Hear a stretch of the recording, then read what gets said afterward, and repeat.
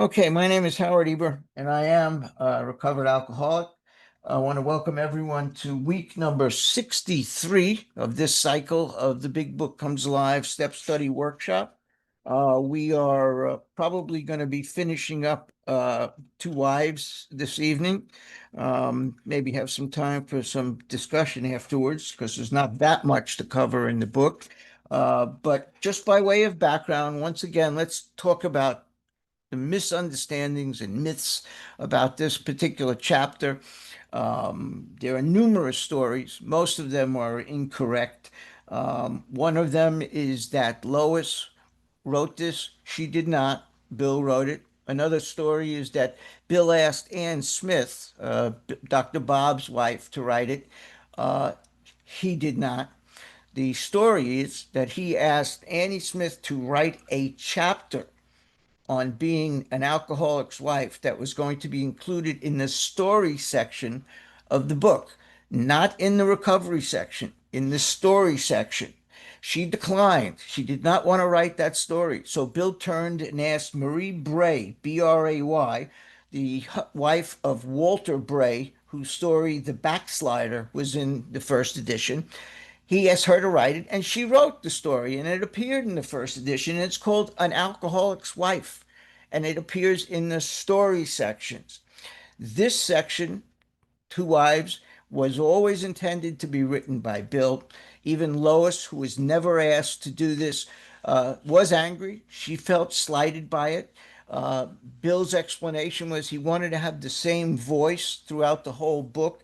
And if he interrupted it with, say, Lois or somebody else who was a spouse or a mate or a partner of an alcoholic, that would have a different tone and a different voice. When the fact is, I believe, the truth is that it would have a different point of view. And Bill wanted to express a very specific point of view in this chapter, and we've talked about it, and we're going to run into it again and again. He's telling the spouse that they must treat the alcoholic basically as a fragile child, that the tentativeness of early sobriety can easily be upset. And he fills this chapter with do this and don't do that, and do this and don't do that.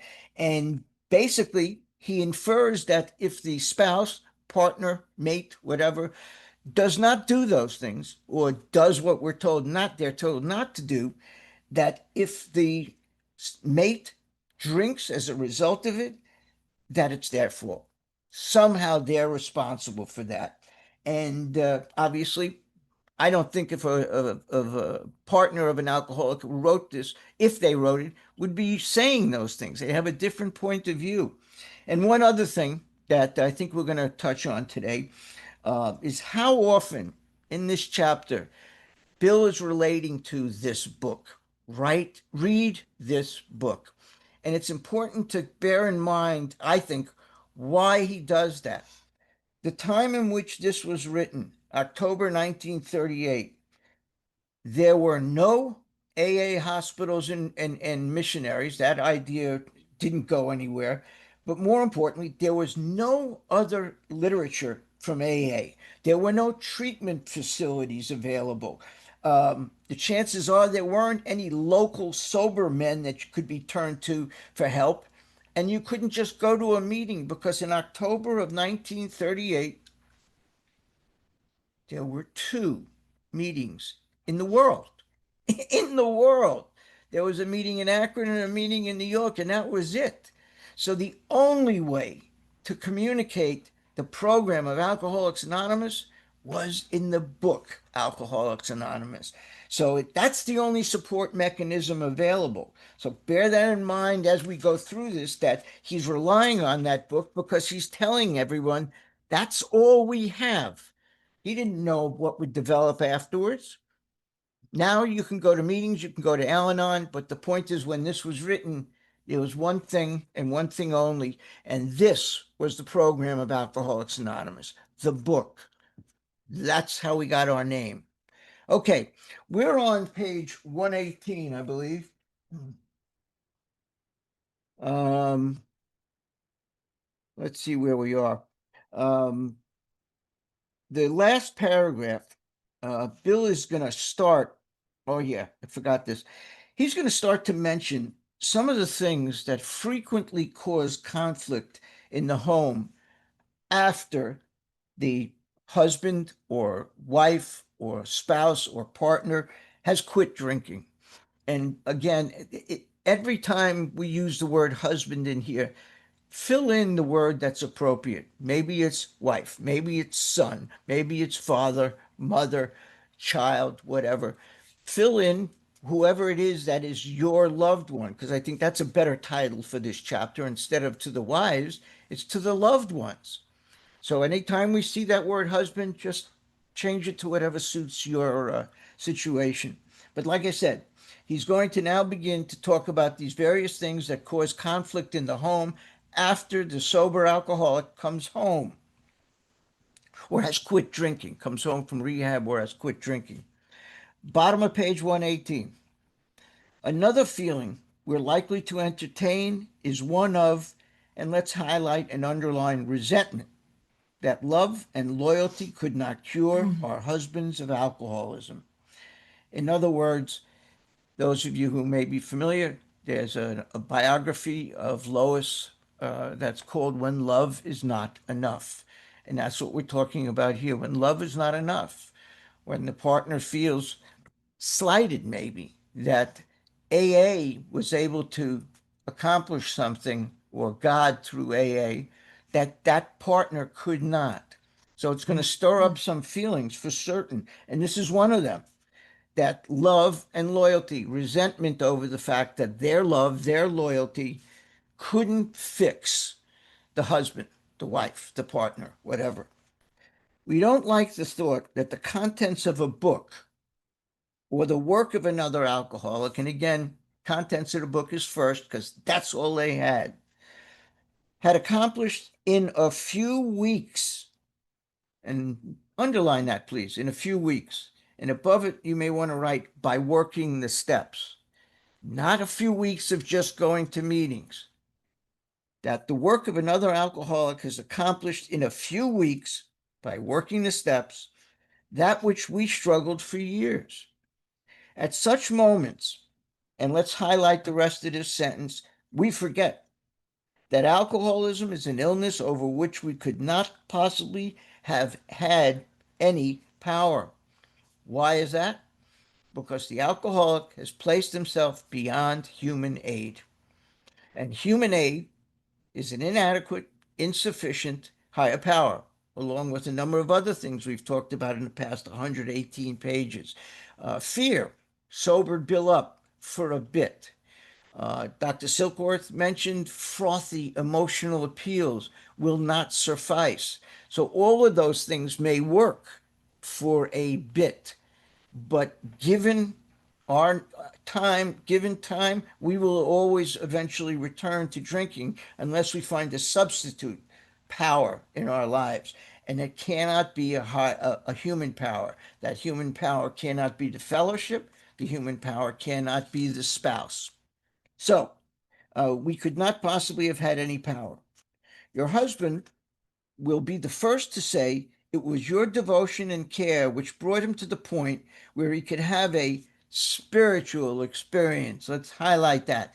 There's the answer. Spiritual experience, not human power. Um, Without you, he would have gone to pieces long ago. Now here's the answer to how to deal with that. That resentment and that love and loyalty could not cure the husband of alcoholism. That's the problem. Here's the solution. When these and you should underline, I suggest underlining this sentence, when resentful thoughts come, try to pause. I want to circle that word, pause. I think it's one of the most overlooked yet important words in this book. Pause when in doubt. Pause when uncertain. Pause when resentful. So important. When resentful thoughts come, try to pause and count your blessings. There's a do. There have been a lot of do nots. Here's a do. When you feel resentful, hold on. Pause. Count your blessings. After all, your family is reunited. alcohol is no longer a problem, and you and your husband are working together toward an undreamed of future. Um, Someone in one of the workshops suggested that last part of the sentence, that you're working together towards an undreamed of future, is a promise. So let's highlight it in pink, which we use for prayers and promises. There's an overlooked promise. Um, Let me see something here. I've got a note. I want to see if it's relevant for us. Just a minute. Um,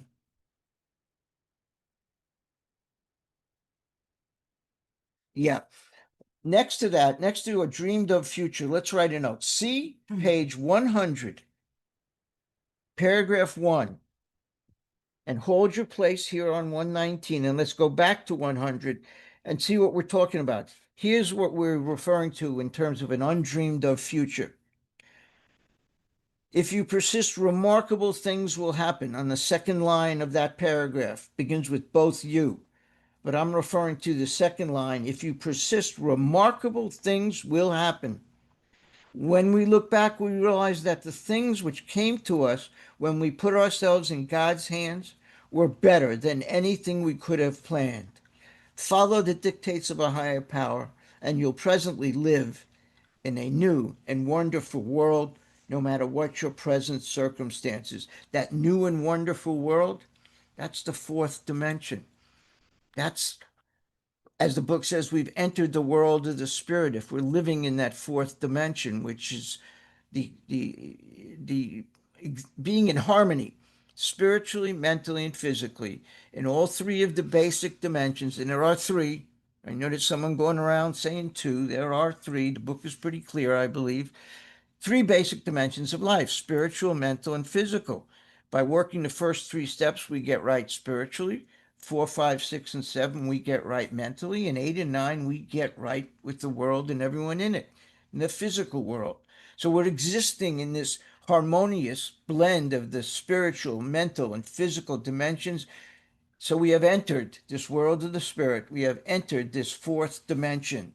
That is the undreamed of future that is promised in the book of Alcoholics Anonymous. Let's go back to page 119.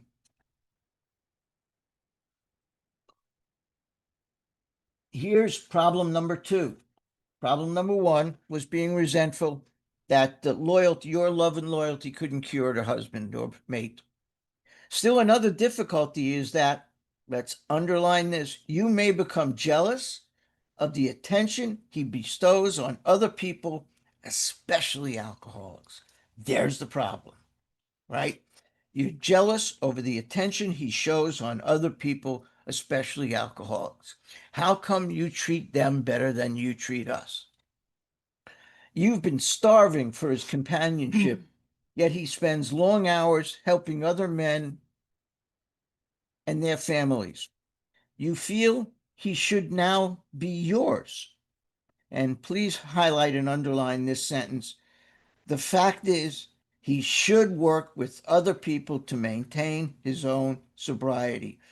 So there, in a sense, is how to deal with this, to understand that intensive work with other alcoholics is key to his sobriety. Sometimes he'll be so interested he becomes really neglectful. Your house is filled with strangers. You may not like some of them. He has stirred up their troubles, but not, he gets stirred up about their troubles, but not at all about yours. It'll do little good if you point that out and urge more attention for yourself. And let's highlight the next two sentences, because here's part B of this. There's an A, B, C to this one. The problem, once again, is being jealous of the attention he bestows on other people, especially other alcoholics.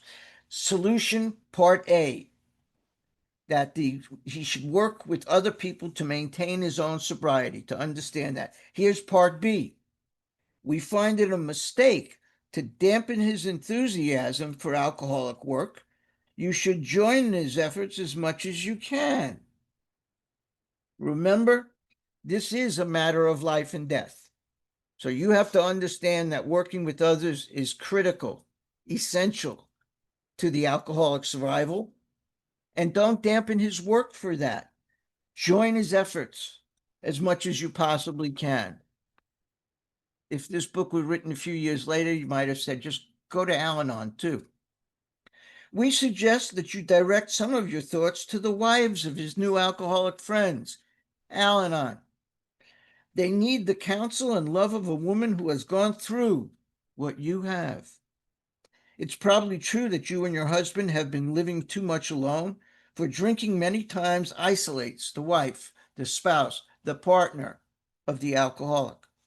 Therefore, you probably need fresh interests and a great cause to live for as much as your husband. And here's part C of how to deal with that situation. If you cooperate rather than complain, you may want to underline that. Cooperate rather than complain. What happens? You'll find that his excess enthusiasm will tone down. I don't know if that's self-serving or not, but that's part C of it. Both of you will awaken to a new sense of responsibility for others. Yes, I guess you can consider that a do. There's do's and do nots in this chapter. That's a do. To remember that, awaken to a new sense of responsibility for others. You, as well as your husband, ought to, here's the next do. Think of what you can put into life instead of how much you can take out. And I've got that underlined. I was a taker most of my life. In recovery, we're taught to give. It's not about what's in it for me. What do I get out of it? Why should I do it? What can I bring? How can I help? And this last two sentences is in pink because I believe it's a promise. Inevitably, your lives will be fuller for doing so. You will lose the old life to find one much better. Perhaps your husband will make a fair start on the new basis, but, and here's problem number 3. Here's the big kahuna. One final thing that is sure to really irritate the long-suffering spouse of the alcoholic is when the alcoholic comes home drunk. Happens. So perhaps your husband will make a fair start on a new basis, but, and here's number 3, just as things are going beautifully, he dismays you by coming home drunk. It happens. Right? One final thing that's going to really irritate the partner of the alcoholic is when the spouse comes home drunk. If you're satisfied he really wants to get over drinking, here's A. There's A, B, and C in this one too. Here's the first thing we need to do. A, you need not be alarmed. Can you see how this is the kind of stuff that could only be written by Bill? That Lois, or the wife of an alcoholic, would never do that. That if the husband comes home that he's relapsed, he's drunk, first of all, don't be alarmed. Just go wash your hands for dinner, hon. Come in, it's on the table, as if nothing happened, okay? You need not be alarmed. Though it is infinitely better that he have no relapse at all, as has been true with many men, and please underline, it is by no means a bad thing in some cases. In retrospect, looking back, that may be said. But when faced with it, it's very hard for the partner to take those I think, to take those attitudes. Please highlight this next sentence. Your husband will see at once, and underline that, at once, that he must, there's a must, a lot of musts in this book, here's another one, redouble his meeting activities if he expects to survive. Oh, wait, it doesn't say that. He'll need to go to more meetings, go to 90 meetings in 90 days. Doesn't say that. What he has to do is redouble his spiritual activities. And let's underline those two words, spiritual activities. Get busier, not go to more meetings. work more steps, work with more other people. That's, I don't think grammatically correct, but I think you get the point. Work with more people. Spiritual activities, double those, not double up your meeting attendance. Yeah, I just want to say I Yeah, have please. this as like this paragraph as the paragraph on what to do if someone relapses. Mm-hmm. And the two reasons being of relapse is inevitability of the first drink and not enlarging our spiritual life, but like you said, just to redouble your effort, spiritual. Mm-hmm. That's it. That's it. Yep. So this problem number 3 is he comes home drunk. Solution, how to deal with it. A, don't be alarmed. B, well, we're about to get there. Here's B. You need not remind him of his spiritual deficiency. He will know it. Cheer him up and ask how you can be still more helpful. That's part. Part B is you need not remind him of his spiritual deficiencies. Part C, cheer him up and ask how you can be more helpful. Remember, our job is to fit ourselves to be of maximum service to God and our fellow man, and you're just reminding the partner to do that. Don't remind him of his spiritual deficiency. He will know it. So there's B and C. A, don't be alarmed. B, don't remind him of spiritual deficiencies. Again, don't, do. And here's do. Cheer him up and ask how you can be still more helpful. The slightest sign of fear or intolerance may lessen your husband's chance of recovery. In other words, here's the final word on all of this.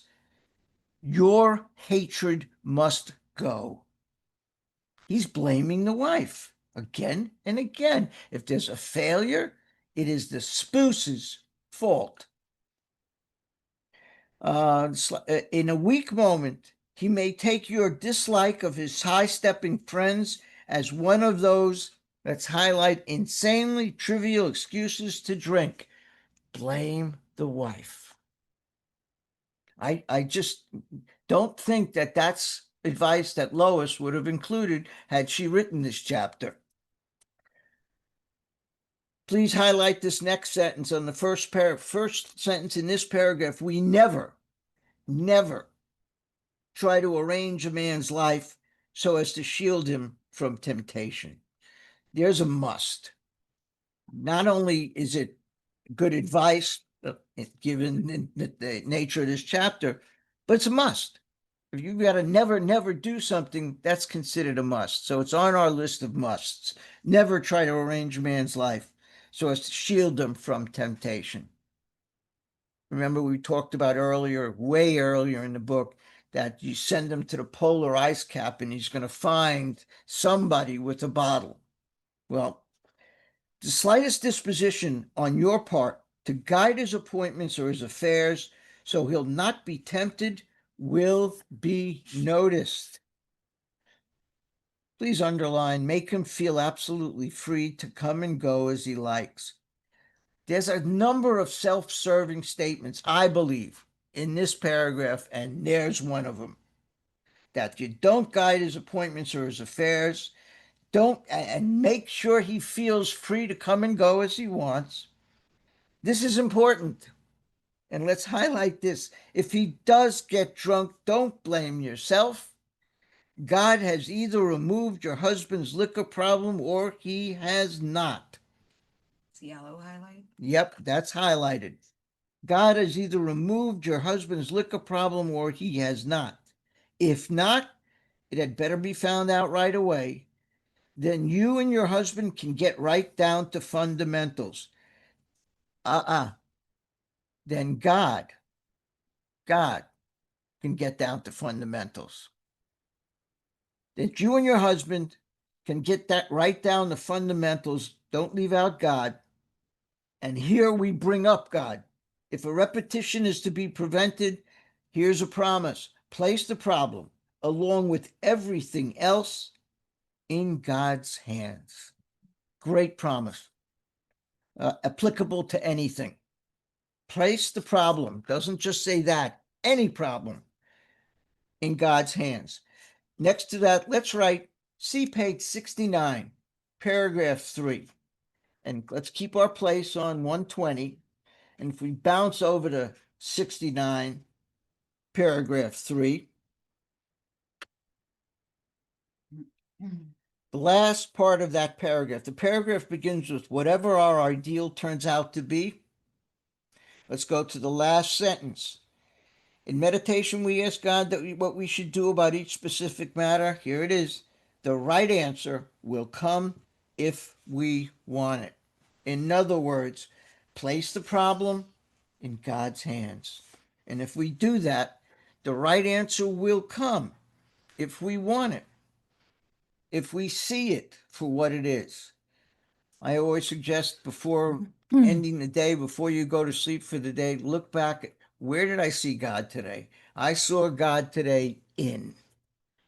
Also, on page 100, paragraph 1, it says, both you and the new man was walk day by day in the path of spiritual progress. If you persist, remarkable things will follow. When we look back, we realize that the things which came to us when we put ourselves in God's hands were better than anything we could have planned.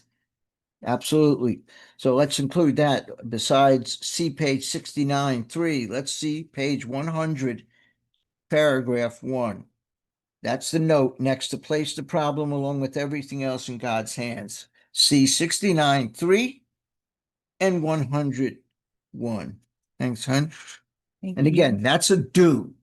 Place it in God's hands. We realize we've been giving you much direction and advice. Duh. Uh, he's acknowledging, or he's about to acknowledge, that much of this chapter may seem harsh to you. It may seem a little strident. It may seem a little strict. We may have seemed a little preachy. He's kind of backing away a little bit. And then, if so, he's saying we apologize ourselves. We don't care for people who preach, so we don't want to come across as preaching. But he did something like that the whole chapter. So we realize we've been giving you much direction and advice. We may have seemed to lecture. We don't like being lectured either. If that is so, we are sorry, for we ourselves don't always care for people who lecture us. And I'm going to suggest you highlight the rest of the paragraph and the next paragraph. It's only a few lines. Yellow. Yellow. But what we have related is based upon experience. Please underline that key word. Experience. Not something we learned in a book, we read in a book, rather, somebody told us. These things are based on experience, and he says some of it painful. We had to learn these things the hard way. That's why we're anxious that you understand and that you avoid these unnecessary difficulties. So to you out there who may soon be with us, we say good luck and God bless you. Like I said earlier, the mention of read this book is just so important throughout this chapter because that's all they had. So you got to rely on the program of Alcoholics Anonymous, which is in the book, which is the book of Alcoholics Anonymous. We're going to next week get into the family afterward, and then we're going to do Vision for You. I think we've got at least 4 to 6 weeks left in this cycle, and then we'll take a little bit of time off and we'll start again. But we're going to continue. We're going to continue next week with the family afterward. I don't want to start that now. It's good opportunity maybe to have a little discussion or maybe knock off early. But I'm going to stop the recording.